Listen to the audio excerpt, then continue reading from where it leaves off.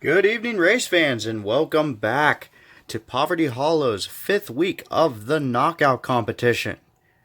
We're going to jump right into it, but just a quick introduction here. You have in front of you Sam Hall and Turbulence. If there is any individual in this entire race series who truly has gotten the grasp of what this competition has been about, it is Sam.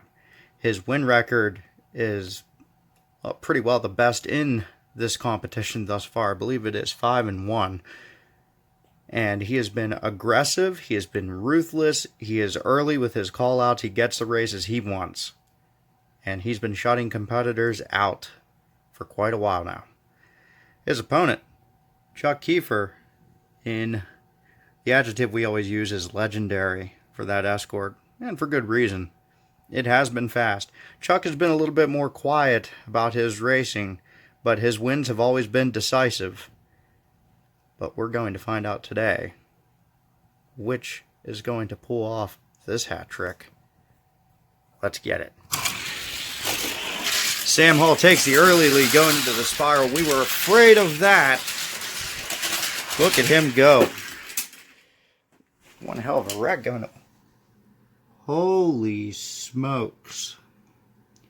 Sam with a 7-9. The fastest run this entire race. Wow. I had to regain my composure from that for a second.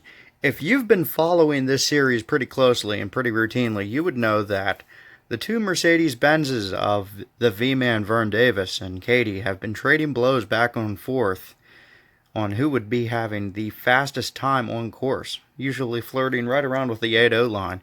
Nothing has broken into the 7s yet. And Sam just put together one hell of a run to show us that he, too, is a contender. Well, Chuck, good luck.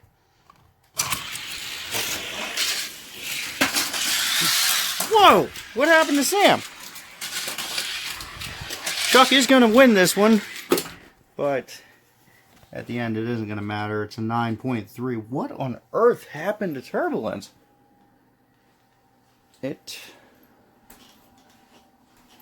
What happened there?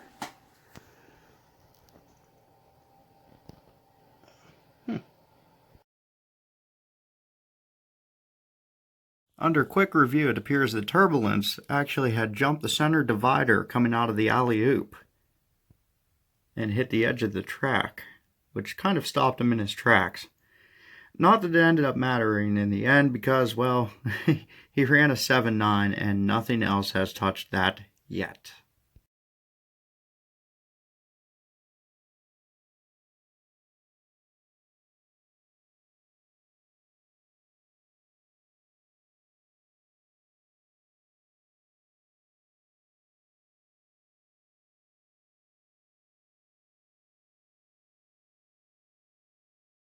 Match 2, round 1, brings us with two unexpectedly fast cars throughout the series. Sam Hall and his backup car, the 250 Testarossa Ferrari, has been a force to be reckoned with this entire time. But Greg Hearn, in that Corgi-based, now Mattel and Hot Wheels, Porsche Carrera, has delivered some unexpected performance throughout the entire range of this series as well. He's only had 2 races with that car, but he has won both of them. Let's see if the streak continues. And they're off. The 250 takes off like a shot. Maintaining that traditional Sam Hall performance. It flips around, though. Didn't matter in the end. That spin cost him some time. 9.372. And we're back. Greg Hearn didn't have that hot of a performance the last row. This time he has the inside lane advantage. Insofar as there is an advantage, I'd say it's about maybe 1/10 of a second, maybe a little bit less actually. I tried my best to tune that out of this track. Anyway, and we're off again. 250 TR takes the lead going into the spiral. Greg gets squirrely. Sam puts it away. Greg was hot on his heels. This time a much better 8.8. And so ends that Cinderella story of that Porsche. Because Sam isn't getting rid of this car anytime soon.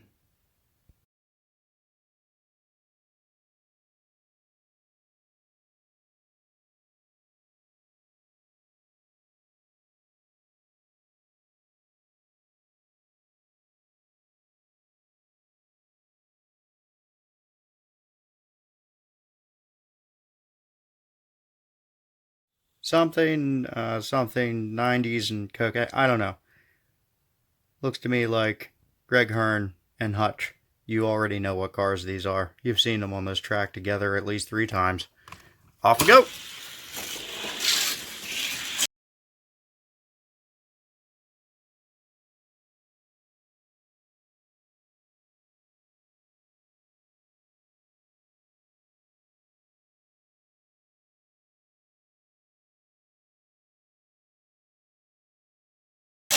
Pretty even going into the spiral. Hutch takes the lead. And then Greg steals it back from him. Beautiful pass. Down into the box they go. 9.8. Probably the best race that I've seen those two do yet. And probably one of the better races that we've all seen off of this channel in about 2 videos or so. Let's see if the trend continues. Off they go. The F50 noses out early. Keeps it through the spiral. The Viper keeps looking, but not making the move. Not close enough. He's chasing. He's drafting him. Hutch goes into the box first. And peels off. I think I saw that 9.7. Hutch takes home the Viper. There's that song. It's about being once bitten and twice shy. But what happens when you're bit twice? I don't know, Hutch. You tell us the truth. What happens next?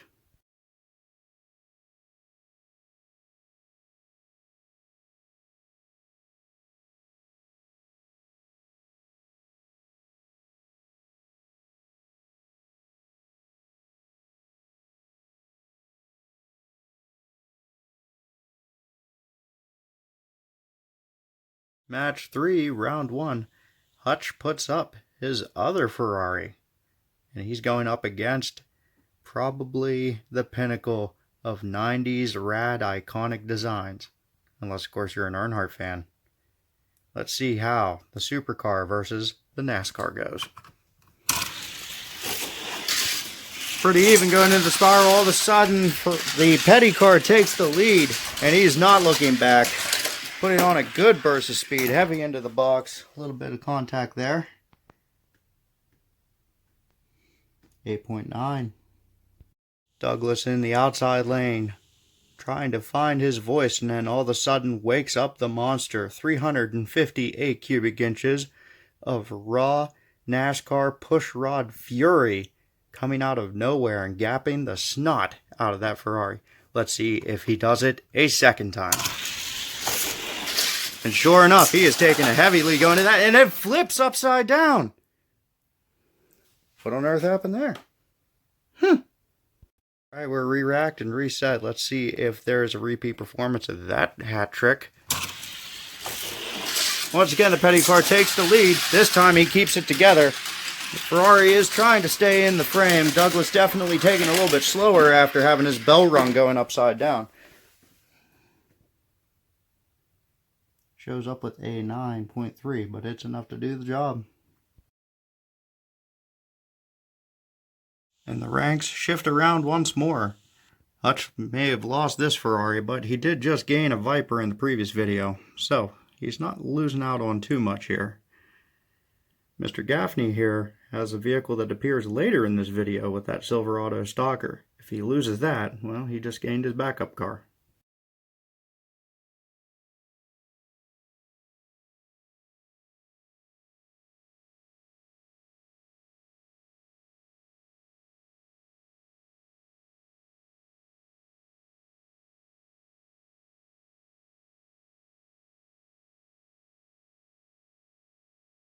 I messed up the last video calling it match 3 whenever it was 4. This is actually match 5.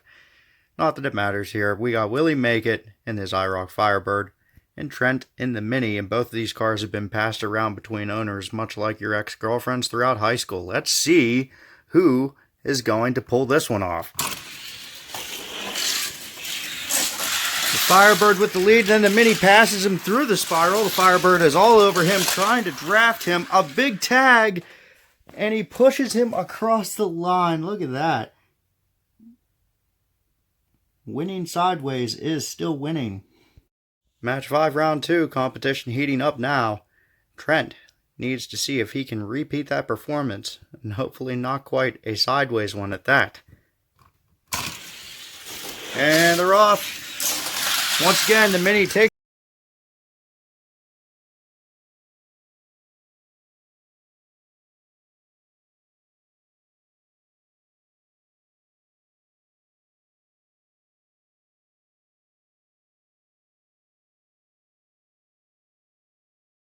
the lead going into the spiral. The Firebird actually spins him. The Mini rights himself, gets tagged in the ass, and ends up winning again.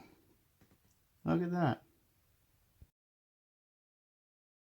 And so the Mini puts on a show and once again delivers on the old cliche that there is dynamite in small packages.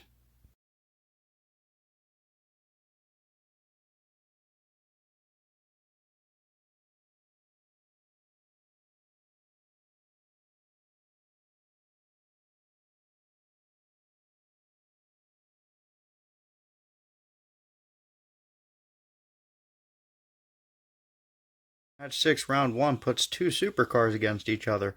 Chuck in the Zender Fact 4 going off against Cody Irons in probably a forgotten Ferrari 365 Daytona. Did anybody remember this car was in competition? I doubt you did. Looks to be pretty even. The Zender does take the lead going into the spiral. The Ferrari really closing the distance. He's bump drafting, then loses control. Chuck puts it together, sends her home. Nice and solid 9.1. Match 6, round 2. Chuck looks to knock Cody completely out of the competition, while Cody fights to keep in. Let's see who wins this one. Even once again going in, and then the Zender steals it from him. Look at that beautiful pass and lead. And that one's done. 8.8. After losing Stephen King very early on in the video, I wouldn't exactly call this Ferrari a consolation prize, but it is better than going home in a basket.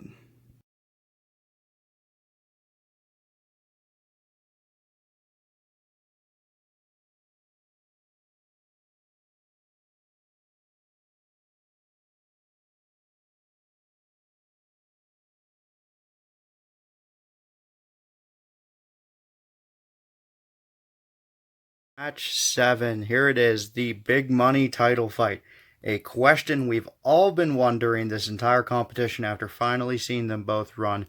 Who has that faster Mercedes? Vern Davis took an early lead running a very low 8. And then Katie brought it right back with her SLK 230 by running an even lower time. Vern in a third race later once again set the record. And now Sam Hall has gone faster than both of them. Who is going to own both of these cars? And they're off. Looks like Vern has the lead. Katie is trying to follow him. Oh, it's so close going into the box. Vern pulls it off with an 8.5. Vern pulled that win off, but was it a hollow victory? Both of these cars have run over a half-second faster than the time that was just posted by Vern. And if she beats it and that time, she's going to get that blockbuster C-Class. Here we go. Takes the lead. Vern bump drafting her. She is sideways. He's trying, and they're in the box. Ah, she lost it.